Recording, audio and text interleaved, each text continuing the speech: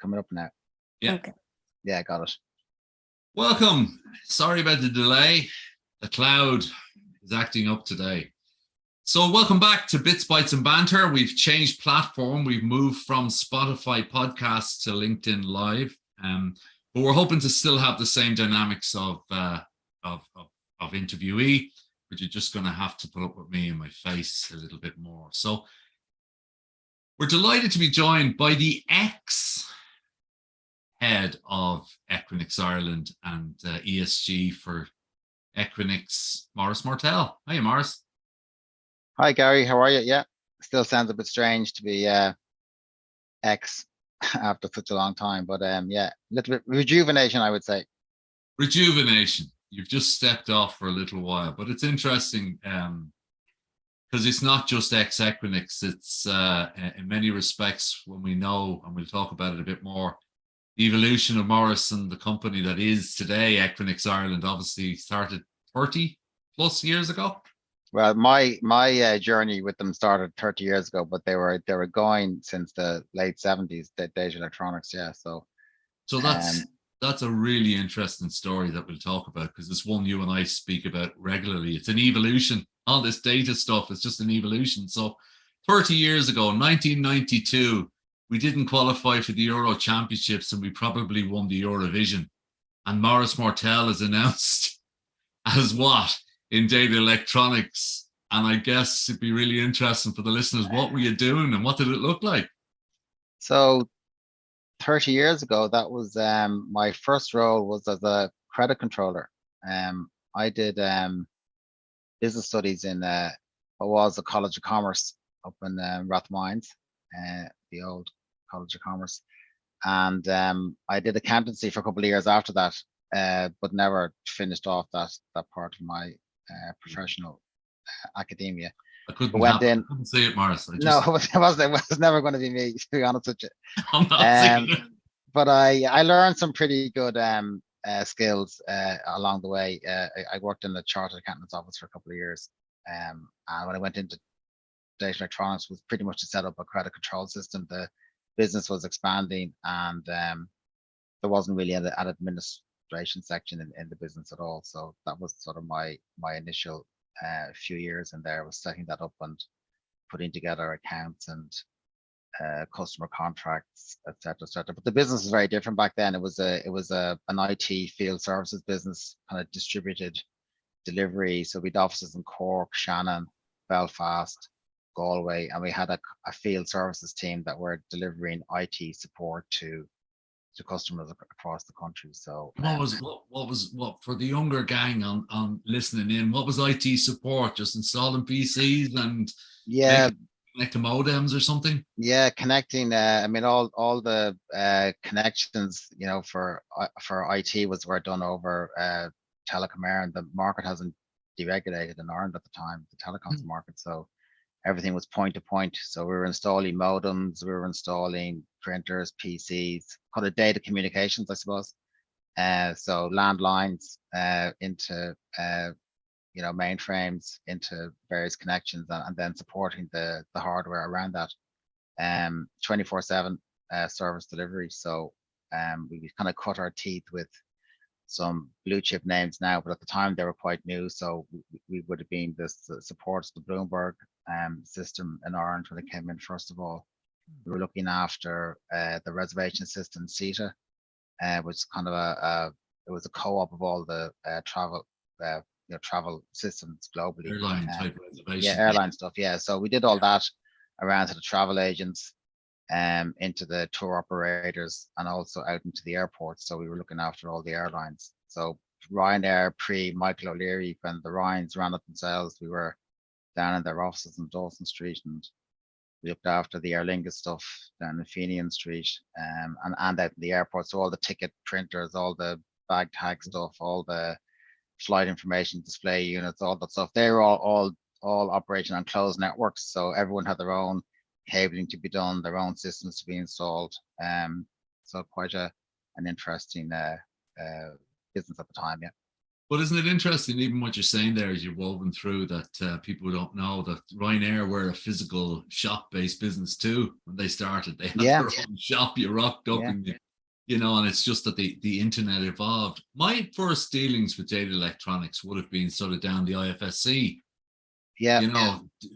At that time we would have been doing a lot of cabling, I guess, and you guys would have been coming in with your big proprietary cable for was that the Bloomberg Telerate or some of those So systems? Bloomberg. So Mike Bloomberg, the founder, was paranoid about the system, the platform he had developed. So the hardware, including the cabling, was all made, privately for them. So you couldn't get the system without installing their screen, their controller, their cabling. I should remember this very big, thick yellow cable that came with it. And it was all private network stuff. So that I mean that for us was probably that planted the seed, I think, of what we ended up doing later on with data electronics around, data center services, where they were looking for a partner in Ireland to host the I suppose core communications infrastructure in Ireland. And then from that infrastructure that we had at the time in Harold's Cross and down off Camden Street, Montague Lane, was connected into a whole bunch of telecom circuits. There's a 2 megabit point-to-point links from the IFSC into that location, and then we were supporting the infrastructure back at our end, which was the communications links across to the UK. And that was distributing the Bloomberg network on these 2 megabit circuits down to each of the IFSC customers and other ones, and other banks around around Dublin, around sort of the capital. Yeah. So again, we often hear about these things like platforms as if it's just been invented, but effectively Bloomberg was its closed platform, and you had physical box, a big cluster controller or whatever, a mainframe comms controller in your facility that fed into the IFSC, and I guess it was very physical, wasn't it, as distinct to now, which is all virtual and you can connect to multiple Yeah. services. When you say that was the evolution, was the concept of hosting a large box and having a mission critical environment around it, making sure 24/7, was that sort of the move into that concept of centralization, mission critical, power has to be right, connectivity has to be right? Was that when sort of the minds start going Yeah, I from? think, I mean, to do it at scale, I think if you could see what was happening with Bloomberg and with CompuServe, another customer of ours in Ireland at the time, Yeah. and CETA, the travel agent stuff, you could see they were growing significantly, and our premises were no longer big enough to be able to cater for the expansion of growth of people using the network. So we were sort of constantly trying to expand in very small locations. But to be honest with you, they were, I suppose, mini data centers. I mean, we had UPSs, we had generators, we had cooling systems, we had all the connectivity connected in, but they were on sort of, the first floor of an office building down in Harper Street. It was that sort of size. It wasn't, it wasn't at the scale it is now. But that was, in our minds, the opportunity then was, okay, if this is where these service providers are headed, we probably need a bigger location. But it was primarily driven around centralized service delivery, of what we were already doing, but it's on a larger scale. At that stage, the real boom in sort of the internet and where things have evolved to now hadn't started. So, but so around that time, then the latter end of the 90s, you started hearing about this thing called the superhighway, the internet. And I guess that's the first time any of us heard of this real dedicated asset class called a data center or a telehouse, was it? Or Yeah. What do we call it then? Well, we used to call it facilities management, and it was a kind of a FM services, Yeah. because it was kind of they were outsourcing that part of the service to somebody else, and their core business was delivering the information on their systems and not necessarily providing all the digital infrastructure around it, Yeah. that we did. And you So used to use that, Morris. I don't know if you remember, but you always, it's now the topical thing to call digital infrastructure, digital infrastructure. But that's been oh in yeah, your vocab for forever. yeah, absolutely, yeah, 100%. Yeah, I mean, yes, we've been using that, yeah, over sort of 20 years. But Yeah. yeah, it's obviously now it's much more topical because of the whole digitization What happened? going on at What the moment. happened then, and where were you with the whole dot com up, and obviously the dot com very rapid ascent? How did you survive that time? Because that would have been the time that there would have been a lot of excitement, activity, possibly Yeah. capital. How did you navigate through that? So I think we certainly decided in the late 90s that this was the route that we were going to take. So that the field service business was starting to, I wouldn't say we were managing the decline of it, but it was beginning to, it was very, very price competitive. And there was lots of other providers out there with more people.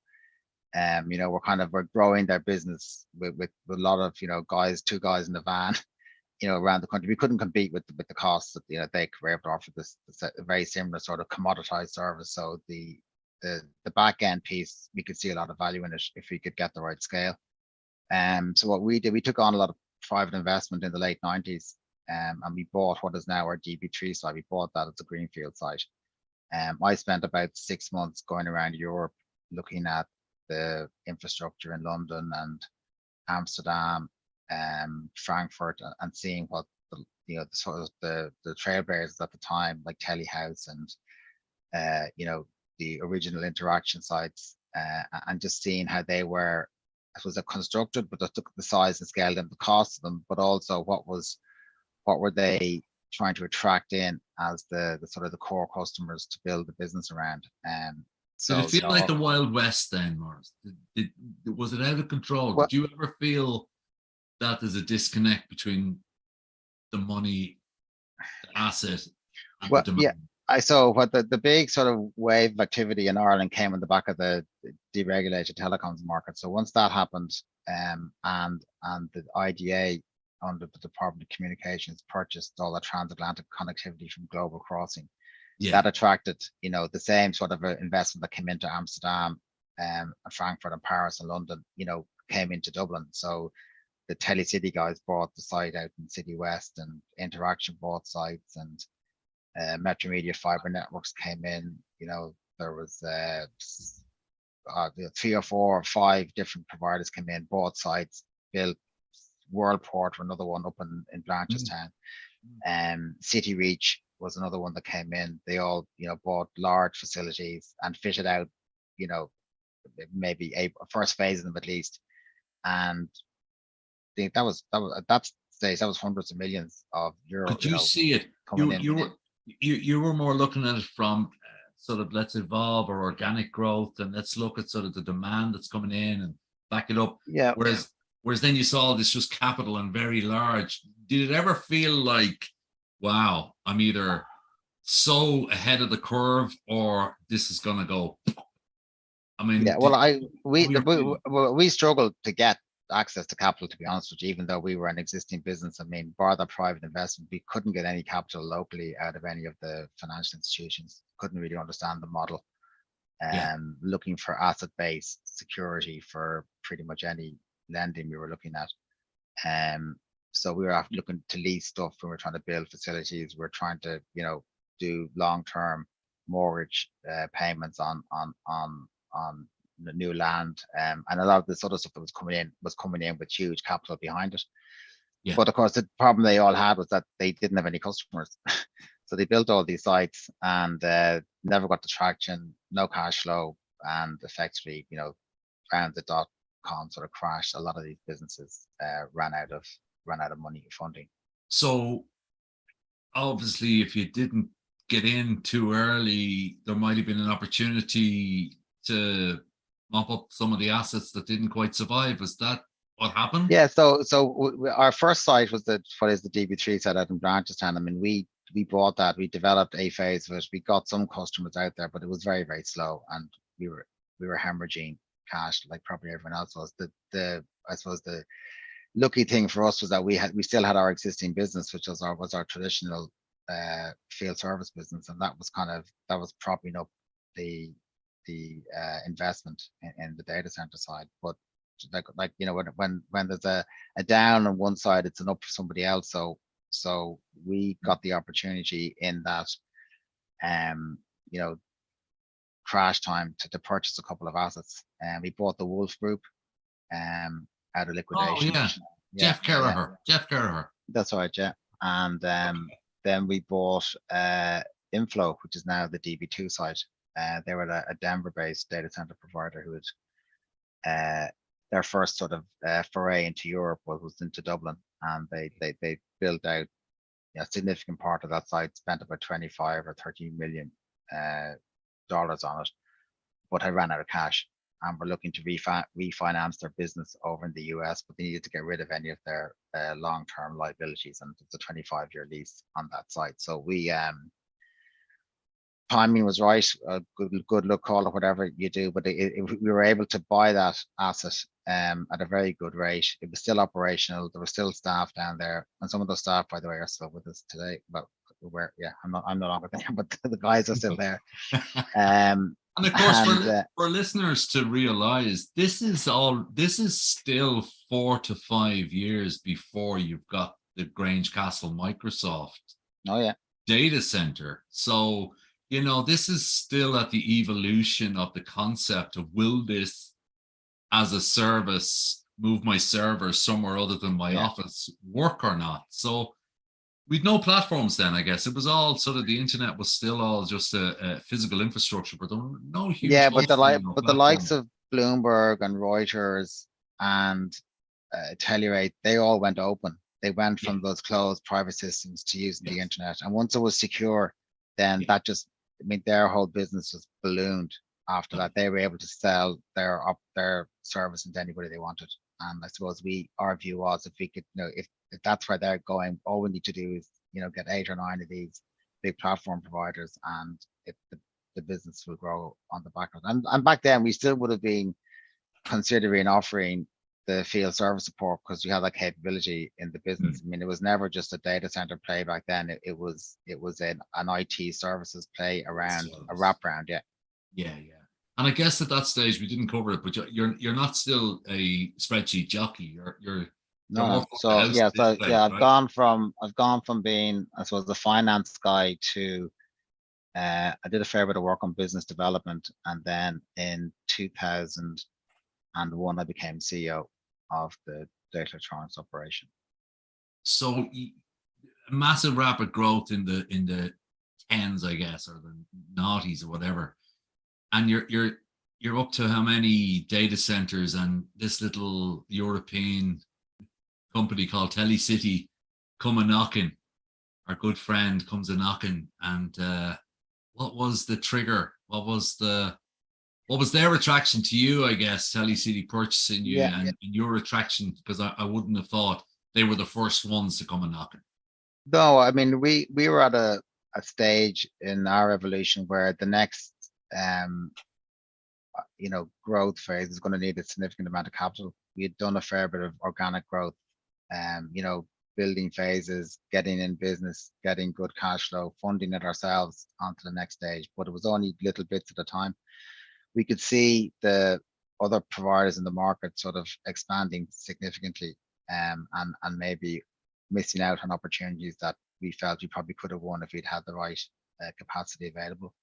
And when you say other competitors, were these North American co-location brands that were starting now to come into Europe? Yeah, so Interaction were already there. They were offering, but they had a different capital profile, and were able to go to the market to get money. And Telecity were up in City West, and you had telcos, Aircom were doing it, BT were doing it, HP were doing it, IBM were doing it. So that these are all household names. It was very different when we were looking to try and attract multi-location. Yeah, but you needed to have something comparable to offer if you're going to be competing. Yeah. So our initial plan before we sold the company was to take on some private equity and bring in 70 or 80 million into the business to try and build out what was DP3, finish it off, and have proper scale so that we could compete with a lot of the inward investment that was coming into Ireland at the time. But that was a 2-year process. We hired a company called Jeffries over in the UK to support our efforts, and it became apparent after about a year that the exit was going to be a sale. It wasn't going to be a private equity play, because that didn't necessarily fulfill everyone's desires that were on our board at the time. And psychologically for you, your MD, CEO for nearly over a decade, maybe 12, 13 years, you're suddenly consumed. I mean, we often forget, but psychologically it must have had an effect to make that transition. Suddenly you're making decisions. I remember you telling me, I used to just discuss it with myself and the financial controller, and suddenly I had 3 people on the CC mail, and yeah, it's a different gig, isn't it? For those, it is, yeah. And I'm very honest. I hadn't anticipated staying with Telecity that long. There was an integration to do, which I was going to assist with. But the CEO of Telecity at the time, Mike Tobin. Oh yeah. You'd be familiar with the industry. He had very big ambitions for the business in Ireland, as I would have had, but necessarily didn't have the capital. And he said, look, we're going to invest significantly in this market, and we'd like you to try and keep the team and run the business. And Telecity was a very devolved organization structurally. So whilst there were other people to talk to and discuss around, it was more, you kind of still had the autonomy to make those decisions locally around what it is you wanted to do. That would have helped. And that appealed to me significantly. Yeah. So heart, aren't you? Yeah, 100%. Yeah, and so was he. So he got that, and I think any of the MDs in the Telecity period of the time were very similar. He had people that were all quite alike in the different markets. So that was exciting, because that then gave us the opportunity to really have a go at the market. To me, it didn't matter what name was over the door at this stage. I could now sort of still drive the same agenda locally around trying to grow the business. So you're Irish owned, then you're British owned to a great extent, well, from a stock market point of view, and then a big American whale comes in, Equinix. Yeah. So it's gone from 2 people in the CC line to 222 people on the CC line. But you were ready for it, were you? I think I don't know, ready for a multinational. I mean, certainly there was a lot of experience with Telecity because of the numbers and the scale. I also spent about 5 years down developing their emerging markets down in Poland, Bulgaria, and Turkey under Telecity. So for Telecity, so they were acquisitions we did down in Warsaw, Sofia, and Istanbul.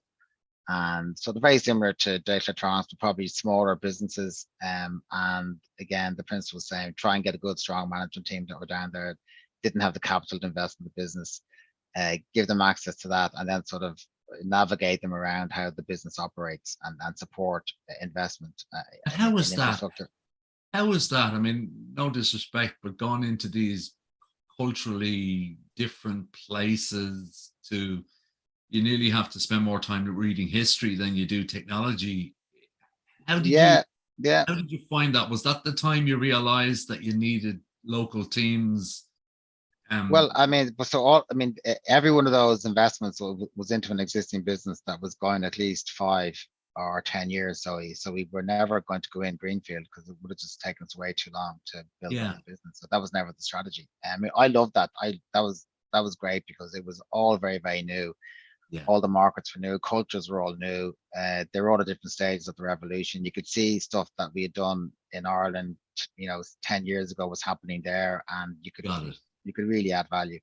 Obviously, I'm not my language skills. I had to learn some of the basic stuff, but you're right. The history. The history of those countries. It's very important to understand that when you're working with local people, because you can be a little bit insensitive sometimes around what's going on culturally, and that does impact on how the business operates. So, well, I mean, for a guy born and bred in Bray to integrate into the Dublin 4 rugby scene, I mean, you had all the skills. You'd already broken all of those stereotypes. But jokes aside, does it? And I know that a lot of people talk about the Irishness and stuff. Does it help? Does it hinder? Do you think that it was you were? I know it helped enormously, and Did and it? I'm yeah, and I'm pretty sure that was one of the reasons why I was asked to do that. Is I that think, right? Yeah. yeah, On what 100%. aspect Yeah, of it was it? it was just, I think, to get people comfortable with the business, and that, this was kind of a partnership approach to trying to develop the business locally, and it wasn't a big heavy-handed, crunch in, and we're going to do this, we're going to do that. That was never the profile of what we were trying to do. It was try to bring these people along with us and try and get the key people to remain with the business. So because they had made it successful, it's just given them the opportunity to breathe fresh capital into it. We could talk probably for another 3 hours, but we've come to the half hour on. I just want one other question to ask you. So it's a great old story, in fairness. 30 years of change, and we talk of, don't we, and we listen about people don't like change and people are challenged by change. But you probably 30 years ago when you went in as a accounts clerk would never in a million years have thought that Maurice in 2022 was after going through that journey, as you're called. So for the younger people that might be listening, about sort of they're looking at careers and they're looking at, I didn't get the points in the leaving cert, or I didn't get the course I wanted. I mean, your career, my career, that's more atypical of a career. Yeah. You don't know what you want, man, do you?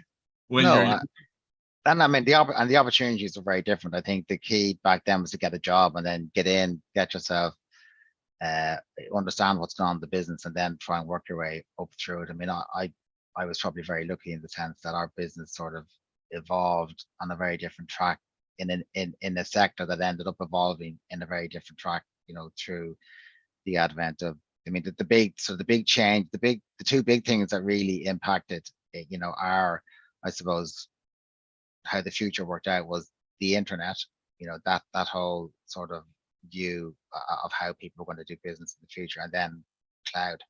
That's been the next biggest, sort of change, and sort of driven this massive growth in how people consume IT now, and how people look at the future, digitization, and sort of just what's happened in the last 5 years, let alone sort of 30 years. but turning up, you always turned up.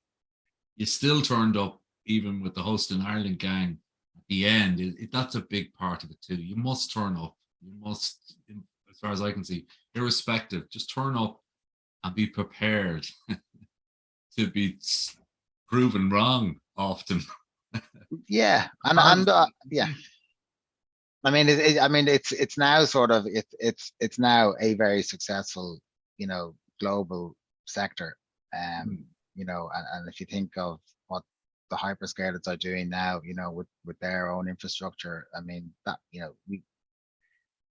at one stage we thought this is going to be the biggest competitive, hit to our industry, and it has proven to be probably one of the biggest growth opportunities. It is competitive, but they're kind of, they work very closely with each other. I think, the market feeds into the hyperscalers when required, and vice versa. Well, Maurice Mortell, ex MD of Data Electronics, Telecity, Equinix, and head of half of Europe. We'll have you back on again, and we'll do the second half of this. This was just really to make sure that everybody had a chance to see you're still alive. You're still gonna. What are you gonna do next? This is a great question. Apart from your golf or whatever else you're into. Well, I'm not sure yet. I'm still figuring that out, but I'm going to take a bit of time to decompress and probably look at the new year and see what opportunities present themselves. Yeah, but yeah, I mean, I've no intentions of not doing anything. It was just yeah, this is the time. It felt like the right time for me to look at doing something different. Superb. Maurice, thank you very much. We can keep going on. To all the listeners, it was Maurice Mortell, and we'll see you again in a couple of weeks. Thank you so much. Thanks, Garry. Bye.